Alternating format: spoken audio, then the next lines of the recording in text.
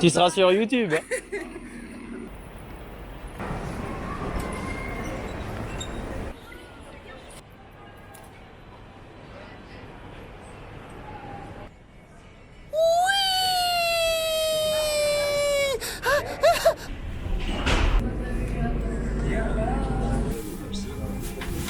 I'll make some.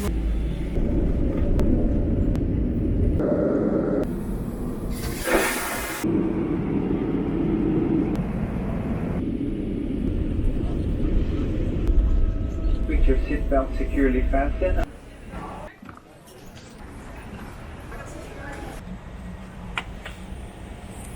Faut pas que je double le bus.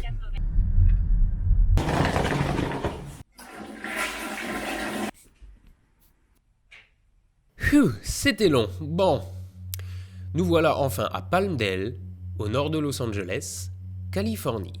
Les observatoires astronomiques, ils sont tous plus cool les uns que les autres. Mais il faut bien reconnaître qu'il y en a certains qui sortent du lot. La dernière fois, avec Jean-Luc, on vous a présenté le LSST, un observatoire en construction capable d'observer le ciel tout entier en quelques jours, et Gemini Sud, un miroir géant de 8 mètres. Alors certes, c'est déjà pas mal, mais ce coup-ci, si nous sommes en Californie, c'est pour vous présenter un observatoire qui, je pense, est clairement dans le top 3 des observatoires les plus ouf. Et c'est le porteur de la navette, ouais. Mais il est plus en état de vol, lui, là. Regarde, il a plus de moteur. Cet observatoire, c'est SOFIA, pour Observatoire stratosphérique pour l'astronomie infrarouge. Mais avant de vous en parler, il faut que je vous détaille un petit peu notre voyage parce que ça va avoir son importance pour la suite.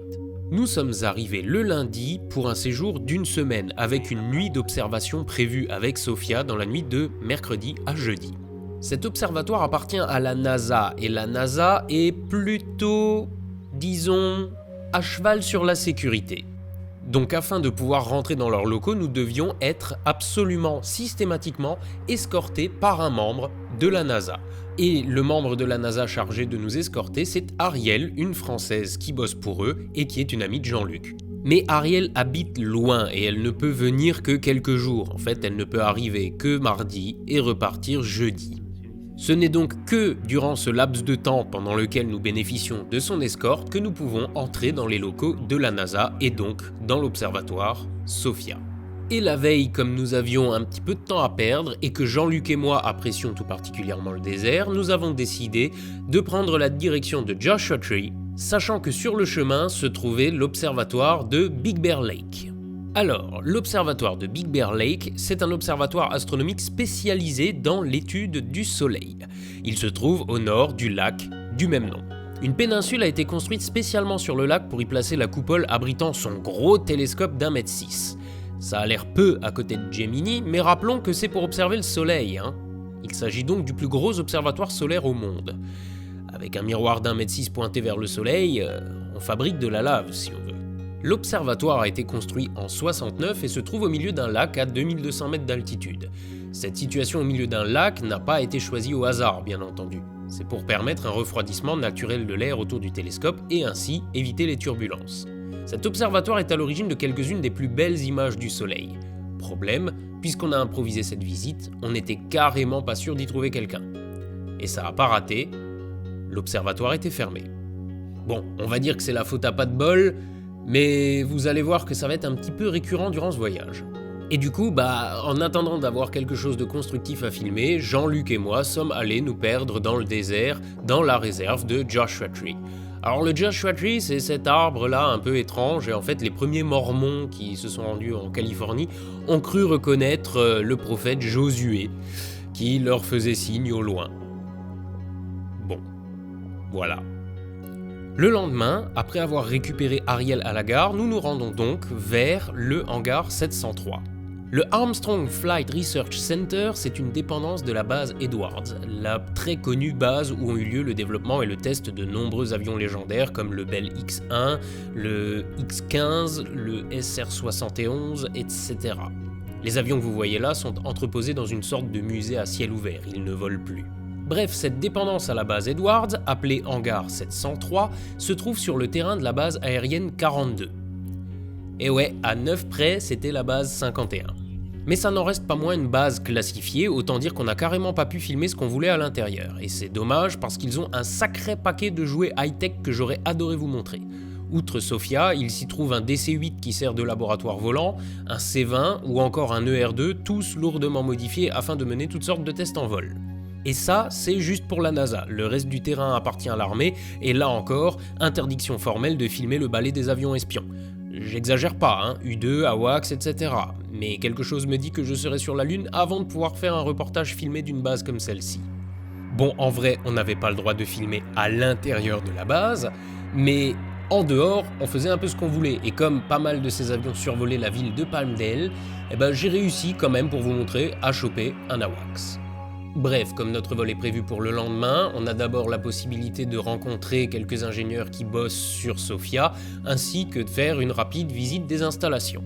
Nous sommes escortés dans cet immense building jusqu'à la salle de briefing où nous aurons rendez-vous le lendemain avant le vol. Mais là, si on s'y rend, c'est parce qu'on a rendez-vous avec Jesse. Jesse est l'un des ingénieurs qui travaille sur Sophia et plus précisément sur ses instruments de mesure. Ensuite, nous traversons le gigantesque hangar 703, mais quand je dis gigantesque, imaginez-vous bien qu'on peut faire rentrer 3 ou 4 gros porteurs sans trop forcer, et nous nous rendons dans une petite salle dans laquelle nous avons droit à un entraînement Egress. Le Egress Training, c'est une formation à la sécurité en vol un peu plus vénère que ce à quoi vous avez droit quand l'hôtesse vous fait tout son baratin quand vous partez avec Air France.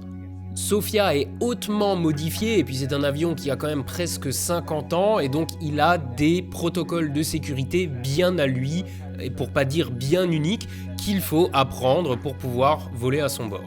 Alors encore une fois, c'est pas très compliqué, c'est juste un petit peu plus vénère que ce que vous pouvez avoir comme formation de sécurité au début d'un vol commercial, mais par contre ce qui est beaucoup plus marrant, c'est que là, on passe à la pratique et j'ai toujours rêvé de faire péter un gilet de sauvetage quand l'hôtesse nous montre comment faire.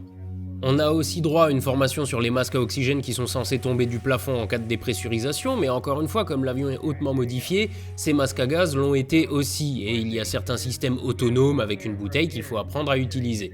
On a aussi reçu une formation pour un espèce de masque à gaz pour environnement toxique, individuel, portable, un truc que j'avais jamais vu et que je trouve plutôt cool, mais je me demande si ce truc fonctionne réellement. Enfin bon bref, c'était plutôt cool, et puis maintenant je sais comment faire péter manuellement un des toboggans jaunes qui sont censés s'ouvrir quand vous ouvrez une porte de secours sur un avion. Bon, tout ça c'est bien joli, mais on est venu pour autre chose. Sophia, l'observatoire dont je vous parle depuis le début de la vidéo, c'est vraiment, mais alors vraiment pas un observatoire comme les autres. C'est un télescope de 2 mètres dédié aux observations infrarouges. Problème, les infrarouges sont très bien arrêtés par l'eau, et l'eau, il y en a à foison dans l'atmosphère. Enfin, surtout dans les couches inférieures. Alors, qu'est-ce qu'on fait? La solution de l'ESA a été d'installer au Chili l'ALMA pour Atacama Large Millimeter Array, qui n'est autre qu'une série d'antennes en réseau. Mais ces antennes ne sont pas vraiment idéales pour capter les infrarouges proches du visible et puis surtout elles se trouvent au sol, car même si elles se trouvent en altitude, elles sont toujours dans cette fameuse couche d'eau qui arrête un maximum d'infrarouges. Bien évidemment, la solution idéale serait de poster un observatoire dans l'espace, mais poster un gros observatoire dans l'espace, ça coûte très cher. Les Américains ont donc choisi, en partenariat avec l'Allemagne, une solution entre deux. Ils ont donc décidé d'installer leur énorme télescope à bord d'un 747. Parce que pourquoi pas? Cet avion, c'est un Boeing 747 SP, une version raccourcie du 747-100, qui est elle-même une version plus courte du 747-400, qui est aussi plus courte que le 747-800 qui est encore produit aujourd'hui. Cet avion était une commande spéciale de la Pan Am, une compagnie qui souhaitait faire des vols très long courriers, et pour cela il fallait alléger l'avion. Mais bon, après avoir demandé à Boeing de développer cette version, ils n'en ont finalement commandé que 2 et les ont revendus très rapidement. Cet avion a donc été livré à la Pan Am en 1977, puis revendu rapidement à United Airlines. La NASA l'a acheté en 1997 avant de lui apporter de lourdes modifications.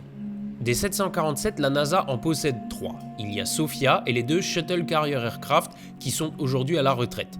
Vous avez pu en voir un au début de la vidéo.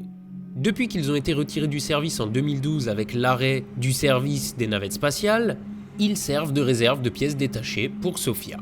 À bord, la seule chose qui peut éventuellement encore rappeler son passé d'avion de ligne, ce sont quelques sièges de première classe qui restent à l'avant et qui servent pour le début et la fin du vol. On notera que la NASA a eu le bon goût de garder des sièges de première classe. Bon, c'était la première classe des années 70, hein. Mais du reste, ça n'a plus rien à voir. On sent du premier coup d'œil qu'il y a eu de très lourdes modifications à bord. Une bonne partie des aménagements classiques des avions de ligne a disparu, et on peut voir, à plusieurs endroits sur les parois de l'avion, l'isolant directement apparent. Des kilomètres de câbles courent entre les différentes consoles, les racks d'instruments, etc. Le tout dans une ambiance extrêmement roots, il n'y a vraiment pas de place pour la déco à bord de cet observatoire.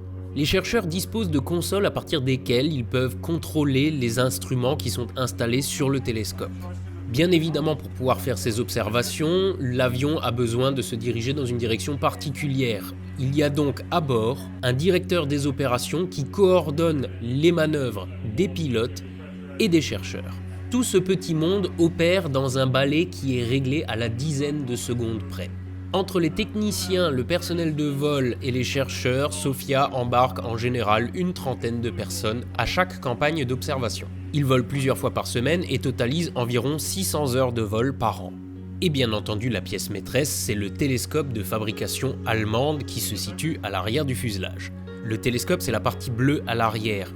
Le bousin qui est à l'avant, c'est un instrument qui s'appelle Hawk, qui étudie les infrarouges lointains, et notamment la polarisation de la lumière, on va en reparler. Sophia possède une série d'instruments interchangeables, globalement tous dédiés à l'observation des infrarouges, et qui sont installés chacun leur tour avant une campagne de vol. Bien entendu, ils ne sont pas interchangeables pendant la mission. Et comme vous pouvez le voir, Sophia a eu d'illustres ancêtres, mais c'est de loin le plus gros observatoire volant.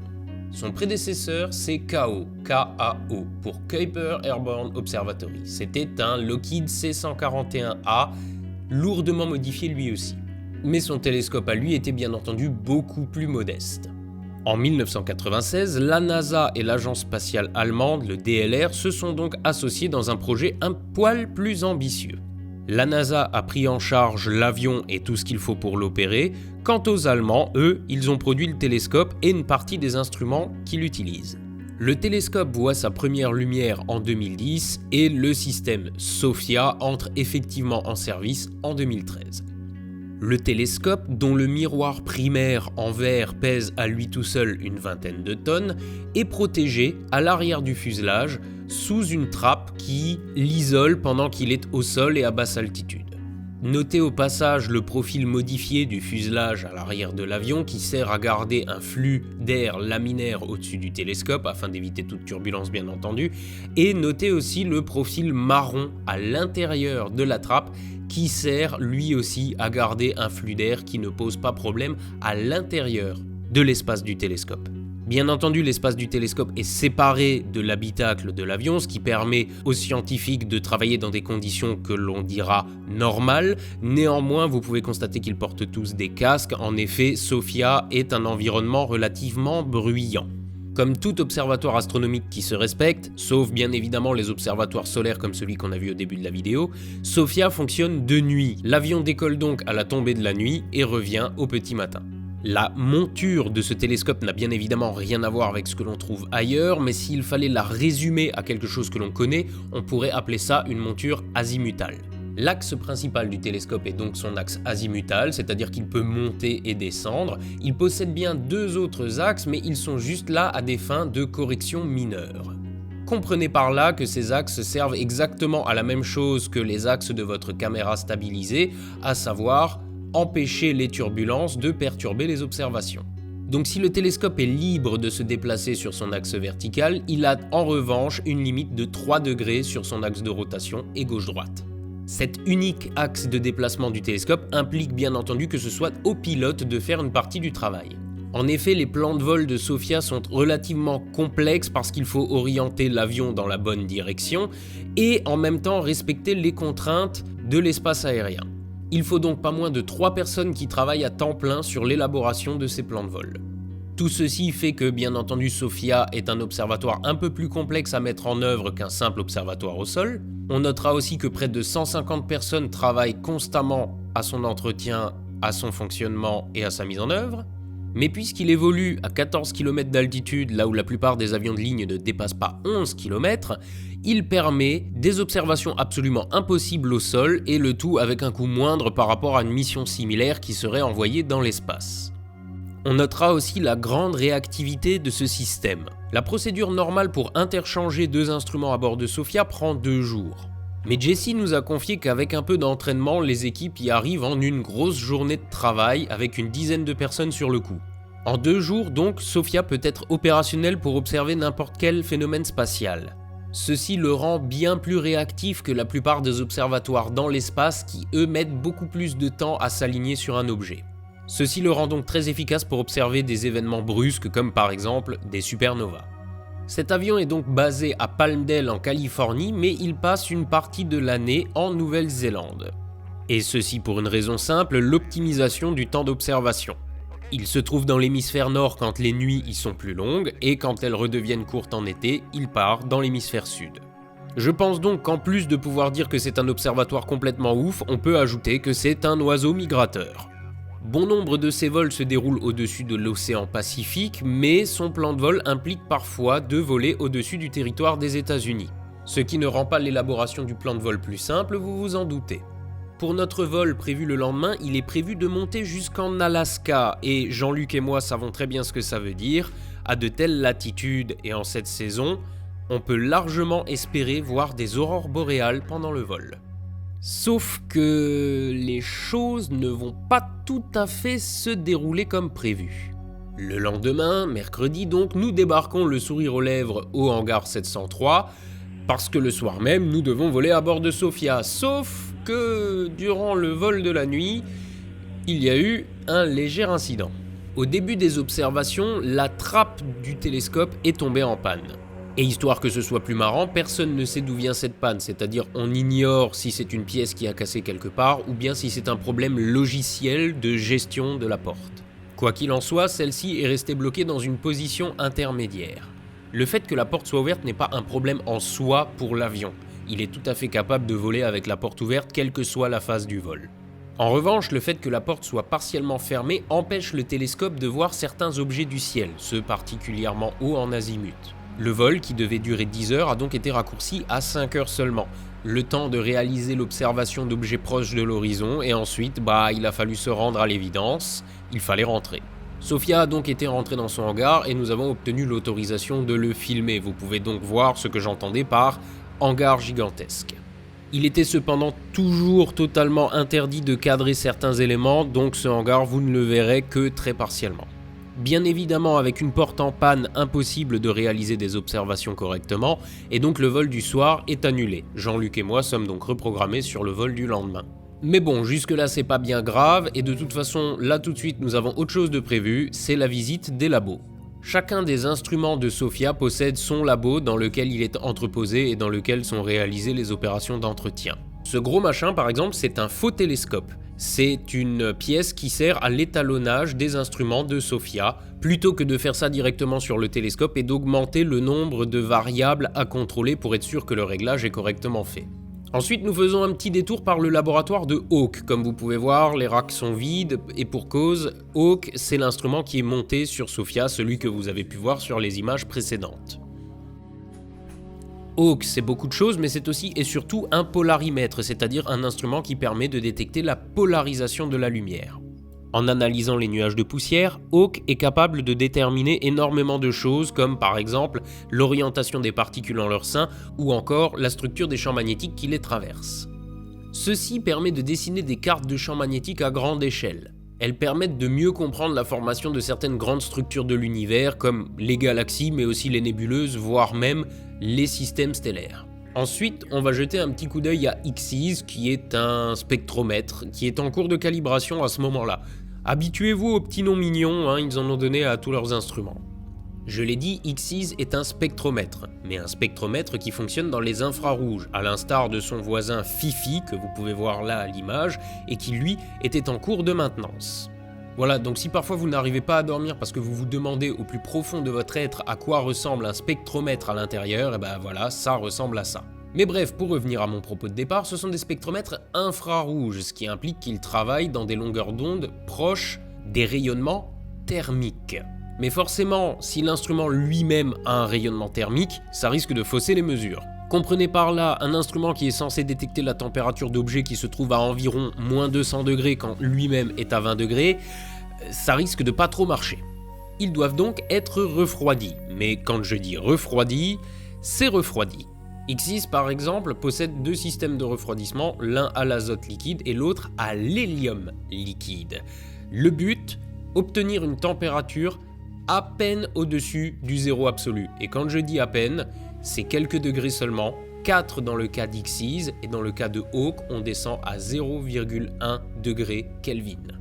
Bon, alors autant l'azote liquide, c'est quelque chose de relativement facile à se procurer, parce que l'azote, ça constitue quand même 80% de l'atmosphère, autant l'hélium est un gaz rare et cher, et il faut vraiment s'appeler la NASA pour pouvoir s'en procurer dans de telles quantités. Aux États-Unis, les plus gros consommateurs d'hélium sont les hôpitaux et la NASA.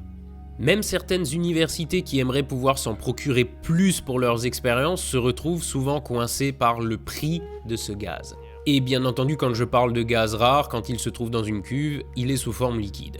Bref, nous repassons par le hangar de Sofia où on peut constater qu'une bâche a été tendue sur le télescope pour le protéger. Et d'après ce qu'on nous en dit, l'origine de la panne n'a toujours pas été trouvée.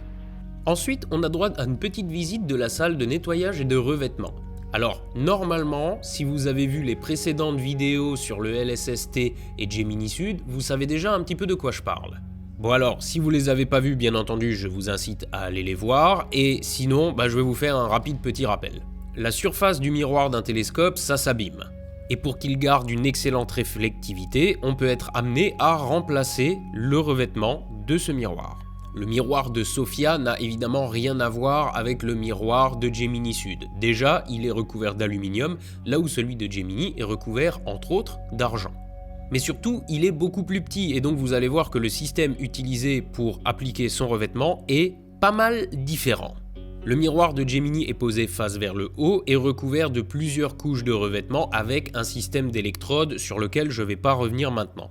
Mais parce que le miroir de Sofia est plus petit, il est possible d'utiliser une méthode qui ne demande pas ces fameuses électrodes, mais qui serait totalement inapplicable pour Gemini parce que le miroir de Gemini ne peut pas être retourné. Car en effet, dans le cas de Sofia, le miroir est mis tête en bas au sommet d'une cuve de revêtement. Alors pour la cuve, ça change pas, c'est toujours un système sous vide, Mais ce coup-ci, au fond de cette cuve, se trouvent des filaments de tungstène. Le tungstène, c'est l'élément chimique qui a le plus haut point de fusion. Vous ferez tout fondre avant le tungstène. Sur ces filaments est disposé de l'aluminium qui, du coup, lui, va fondre et même s'évaporer. Il est mis en présence d'un fort courant électrique qui va l'ioniser et il va donc être attiré par le miroir qu'il va aller recouvrir. Le miroir se trouve loin au-dessus des filaments de tungstène pour que l'aluminium ait le temps de se répartir uniformément. Si la cuve était moins haute que ce qu'elle est, l'aluminium se répartirait de manière hétérogène au-dessus des filaments de tungstène. Avec cette hauteur de cuve, il a le temps de se répartir. Et quand vous voyez la taille de cette cuve pour un miroir de 2 mètres, vous vous doutez bien qu'avec un miroir de 8 mètres, ça commencerait à faire légèrement encombrant. Cependant, la particularité de cette salle, c'est qu'elle n'a jamais servi. En effet, depuis son entrée en service, il n'a jamais été jugé utile de refaire le revêtement du télescope de Sofia. En même temps, il faut bien dire qu'un télescope dans un observatoire classique, il est soumis aux aléas de la météo, et notamment de l'humidité ambiante qui peut provoquer une certaine corrosion. Mais le miroir du télescope de Sofia se trouve dans un environnement protégé quand il est au sol, et quand il sert, c'est à 14 km d'altitude, là où l'air est très rare et l'eau encore plus. Son taux d'usure est tellement faible que jusqu'à maintenant, il n'a pas été utile de le remplacer. Une nuit passe, Et l'origine de la panne n'est toujours pas clairement identifiée. Si la porte n'est pas réparée avant la fin de la journée, on va avoir un petit problème. Ariel, notre escorte, doit s'en aller et sans Ariel, impossible de pénétrer dans les locaux de la NASA. Puisque manifestement le vol est reporté à vendredi, on se met en quête d'une nouvelle personne capable de nous escorter. En attendant, ce jour-là, Jean-Luc et moi avions une autre visite de prévue. L'observatoire Griffith. C'est un observatoire qui surplombe Los Angeles depuis le mont Hollywood et dans le parc Griffith. Le but premier de cet observatoire n'est absolument pas scientifique mais public. Son but, c'est de vulgariser. Autant dire que je l'aime bien. Non, sérieusement, cet observatoire a été ouvert pour faire découvrir l'astronomie au grand public. En même temps, juste à côté de la ville de Los Angeles et de sa pollution lumineuse, il fallait pas espérer observer grand-chose. Du coup, l'observatoire Griffith, à vous, ça vous dit peut-être rien, mais c'est un élément de la pop culture que vous avez déjà vu passer même sans le savoir. Déjà, pour y accéder, on passe par un petit tunnel. Ce tunnel, c'est celui qu'on voit dans Retour vers le futur 2. Mais on peut aussi le voir dans tout un tas d'autres films et séries, par exemple Le Maître du Monde en 1954, La Fureur de vivre en 1955, il y a d'ailleurs une statue de James Dean devant l'observatoire, mais encore Manix en 67, Terminator en 84, MacGyver en 85, Charlie's Angel en 2003, Yes Man en 2008, Terminator Genesis en 2015, La La Land en 2017, ou encore les séries Lucifer ou Goliath. Il apparaît de même dans plusieurs jeux vidéo comme par exemple Mafia 2, GTA San Andreas ou GTA V. Normalement, notre visite devait être accompagnée. Une membre de l'équipe de l'observatoire devait nous accompagner toute la journée et nous expliquer tout ce qu'il y a à savoir sur cet observatoire. Mais bon, comme vous l'avez compris depuis le début du séjour, c'est la guigne et cette personne n'a pas pu se libérer et donc nous avons dû nous contenter d'une visite publique classique. Bon, alors on vient de parler de Mafia 2 et de GTA V, mais est-ce que je vous ai déjà parlé de Raid Shadow Legends ? Non, je déconne. Par contre, il est quand même temps de parler une seconde de mon sponsor, parce que comment je fais pour aller dans des endroits aussi ouf que le hangar de Sofia ? C'est grâce à Ciel et Espace. Du coup, Jean-Luc, est-ce que tu peux nous parler de Ciel et Espace ? Donc Ciel et Espace, vous l'avez peut-être déjà vu mentionné dans les vidéos précédentes, sinon je vous invite à aller les voir. Et si vous avez loupé ces épisodes précédents, Ciel et Espace est édité par l'Association française d'astronomie, qui est une association reconnue d'utilité publique. Et donc c'est le magazine principal d'astronomie en langue française. On conçoit les contenus avec une rédaction de journalistes professionnels, ce qui est plutôt original par rapport aux autres magazines d'astronomie. Et donc ces contenus, on vous invite fortement à aller les découvrir. Donc pour ça, on a prévu des codes promo, évidemment. Donc on a fait 2 codes promo. Il y en a un pour la formule numérique avec le code promo AstronoGeek 1 qui permet d'avoir une réduction de 40% sur cet abonnement. Donc c'est 27,6 € de réduction sur un abonnement à 69 €. La formule numérique, en gros, ça permet d'avoir accès à 100% des contenus du site web et au magazine Ciel et Espace en version numérique, comme son nom l'indique. Et après, il y a un deuxième code promo. En gros, c'est la même formule qui permet en plus d'avoir le magazine en version papier. Donc là, c'est un code promo de 20%, parce que là, il y a des frais incompressibles de poste, d'imprimerie, etc. Donc ça permet d'avoir 16,6 € de réduction sur l'abonnement à 83 €. Et donc pour la formule premium, il faut utiliser le code AstronoGeek 2. Donc dans ces abonnements, il faut préciser en fait ce qu'il y a comme contenu. En fait, on produit des contenus en continu qui sont sur le site web avec un certain nombre de contenus réservés aux abonnés. Et après, le magazine, lui, sort une fois tous les 2 mois, mais on a en plus un almanach du ciel qui couvre l'actualité du ciel de l'année. Et on a aussi 2 hors-séries qui sortent par an. Donc l'abonnement en fait donne accès à 9 numéros, et les numéros sont assez épais en fait. Le numéro bimestriel, il y a dedans 130 pages, et l'almanach, j'ai pas le chiffre en tête, mais c'est un volume épais de plus de 200 pages. Donc voilà, on vous invite chaleureusement à vous abonner à Ciel et Espace. Pour nous, évidemment, c'est très important d'avoir des abonnés. C'est ce qui nous permet de faire des contenus libres, indépendants, de faire des reportages sur le terrain, comme on fait ici en ce moment, des enquêtes, etc. Et après, ça vous donne, vous, accès à plein de contenus, des podcasts, du magazine, du web, etc. Donc je vous souhaite bonne lecture en espérant que vous vous abonniez. Nous passons donc la journée en attendant désespérément des nouvelles de la NASA pour savoir si oui ou non ils nous ont trouvé une escorte et donc si oui ou non nous allons pouvoir monter à bord de Sofia. Parce qu'il faut bien passer le temps et parce que ça n'est qu'à une 60aine de kilomètres, nous décidons de faire le chemin jusqu'à la base principale d'Edwards. C'est une visite qu'on n'avait pas prévue dans notre programme, mais il a été tellement chamboulé qu'on s'est dit qu'il fallait bien qu'on fasse quelque chose. Sur le site de la base d'Edwards, il est indiqué qu'il dispose d'un musée de l'aviation. On s'est dit que ça pouvait être une petite visite intéressante. On met donc le cap sur cette base mythique qui se trouve à côté d'un lac de sel.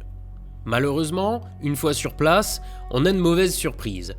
Il y a effectivement un musée, mais ce musée, ça consiste en 5 avions posés au sol, comme ça, sans rien, laissés à pourrir. Et en plus pas les avions les plus fantasmagoriques non plus. Et bien entendu, le reste de la base nous aurait été accessible si on avait eu une escorte. Donc, allons bien nous faire foutre. Bon, à ce moment-là, on se dit que, après tout, avec la guigne qu'on a eue jusque-là, c'est pas bien grave, qui ne tente rien n'a rien, et on décide de rebrousser chemin. Malheureusement, sur la route du retour, la nouvelle tombe par téléphone, la NASA n'est pas en mesure de nous trouver une escorte, et donc nous ne pouvons pas monter à bord de Sophia. Le responsable de la NASA nous fait aussi savoir qu'ils se rendent compte eux-mêmes qu'ils ne sont pas capables de gérer un média étranger et ils décident donc à partir de ce moment-là de ne plus accueillir de médias étrangers du tout dans Sophia. Bon alors, c'est un peu la loose forcément pour un reportage de cette envergure, mais on décide de se consoler en allant voir le décollage et surtout moi je me console en me disant que même si on n'a pas pu réaliser ce vol, j'ai quand même réussi à vous faire une vidéo vous parlant de Sophia et vous donnant un minimum d'informations à son sujet. Puisqu'il nous reste à Jean-Luc et à moi encore 2 jours à passer aux États-Unis, nous décidons de retourner nous perdre dans le désert, et ça je vous en parlerai dans une vidéo ultérieure. Finalement, je crois qu'on peut dire que la chance a tourné à partir du moment où on n'a pas pu voler à bord de Sophia. Parce qu'une fois dans le désert, tout ce qu'on a voulu faire, on a pu le faire, et sur le vol du retour, on a eu une petite surprise intéressante. Quand vous faites un vol entre les États-Unis et la France, il y a des chances que vous passiez près du pôle Nord. Or, notre vol de retour s'est fait de nuit, une nuit sans lune, et où l'activité solaire, disons, n'était pas nulle. N'était pas très élevée, mais n'était pas nulle pour autant. Et donc, on s'est retrouvé avec la probabilité non négligeable de voir des aurores boréales en passant à proximité du cercle polaire arctique. Au décollage, une des hôtesses a remarqué que je regardais avec insistance autour de moi. Je lui ai expliqué qu'il était peut-être possible de voir des aurores durant la nuit et donc que je cherchais une place libre près d'un hublot. Je vais juste préciser au passage que notre avion pour le retour était un A380 d'Air France et les A380 d'Air France vont tous être progressivement revendus jusqu'à fin 2022 où ils se seront débarrassés de toute leur flotte. Parce que ces avions, ils ont du mal à les remplir et comme cet avion n'était pas plein, il y avait effectivement possibilité de trouver une place près d'un hublot. Mais du coup, comme cette hôtesse s'est montrée très intéressée par la possibilité de peut-être voir des aurores boréales, je lui ai promis que si j'en voyais, je la tiendrais au courant. Et donc, au milieu de la nuit, mais je ne saurais pas trop vous dire exactement quand puisqu'on sautait d'un fuseau horaire sur l'autre, des aurores sont apparues. Je l'ai donc fait savoir à l'hôtesse, qui l'a fait savoir à ses collègues et Jean-Luc et moi nous sommes retrouvés à improviser un petit cours d'astronomie. La nouvelle que l'on pouvait voir des aurores boréales sur le flanc gauche de l'avion a un peu circulé et est arrivée jusqu'aux pilotes qui nous ont proposé de les rejoindre dans le cockpit pour profiter de la vue à cet endroit-là. J'ai déjà vu pas mal de cockpits par le passé, mais je dois dire que le cockpit de l'A380 est quand même génial. Cette vidéo a l'air de tourner au ralenti, mais c'est juste à cause de la faible quantité de lumière disponible. En fait, le cockpit était plongé dans le noir.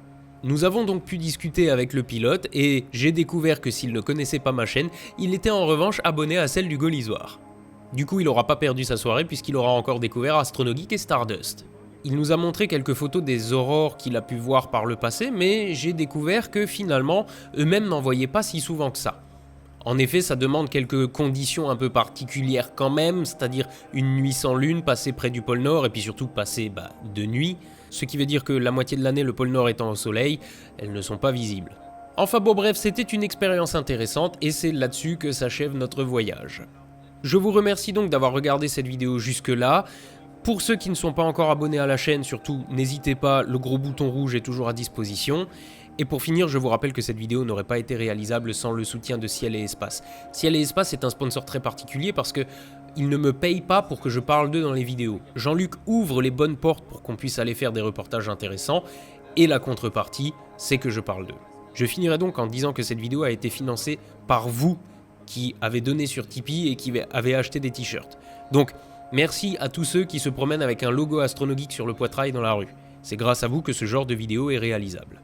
Ah, au fait, bien entendu, les images que vous voyez là, ce n'est pas moi qui les ai faites, c'est Jean-Luc. Jean-Luc poste régulièrement des photos sympas sur le groupe AstronoGeek sur Facebook et sur sa propre page, donc ça pourrait être une idée d'aller y jeter un petit coup d'œil.